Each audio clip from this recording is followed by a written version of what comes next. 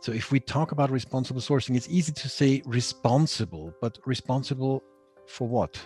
Responsible towards whom?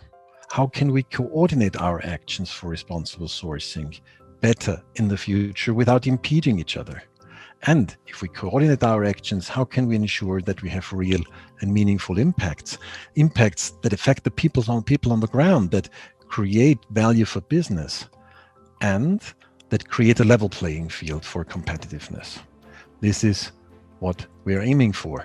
We started from the political guidelines of the Commission, of this current Commission mandate, setting the ambition of Europe becoming the world's first climate neutral continent by 2050. Then came the European Green Deal at the end of 2019, and the Commission committed to tackling climate and environment related challenges. Then came the COVID crisis, and this, for our work, reinforced the calls for a true paradigm shift in order to recover sustainably from the crisis, and that requires reconciliation of the long-term systemic changes with the short-term demands.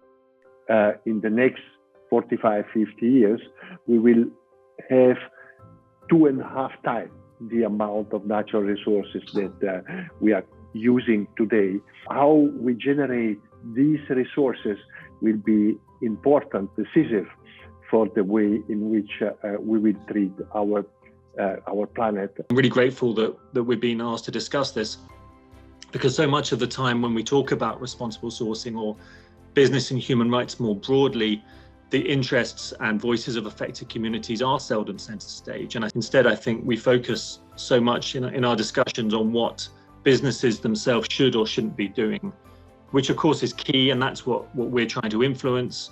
But it's so important to begin with this understanding, to the best extent that we can, of the experience of those with the least amount of power, those same people who have the most to lose from irresponsible business practice. So the question is, what's our approach if it comes to alliances for responsible sourcing? What are success factors? And there are somehow twofolds. So on the one side, if it's a responsible sourcing alliance, and then if it's specifically on a certification system. And I believe that we do need both. There is a major increase in regulations and expectations now. And I think from the OECD's perspective, we see the OECD due diligence framework as really a floor, not a ceiling for initiatives. And that it really is a starting point to help companies that are downstream deal with those dilemmas and prioritize. But it is definitely not the end of the journey for responsible sourcing.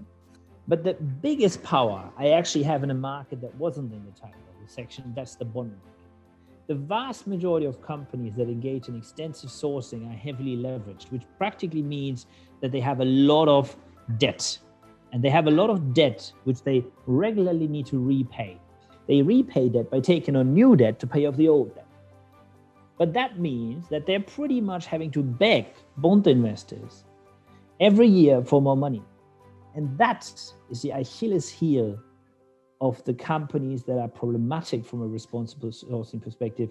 What we want to find out is where our common ground is. So much has been done around sustainability and responsible sourcing in the last 10 years. We have achieved something. Just because a guideline has existed for 10 years, is it the right guideline, or does it now need to be updated and made more inclusive? And that is the only way we're going to create lasting change, but it has to be an inclusive change. It cannot just be a European-centric concept. So resourcing really is a European Commission Horizon 2020 action that kind of frames and accompanies all kinds of policy actions and programs that are related to responsible sourcing, with the ultimate goal to really building a global stakeholder platform for responsible sourcing. You will get to know partners and different people from the project, which we think is one step ahead for being a facilitator for an agenda on responsible sourcing.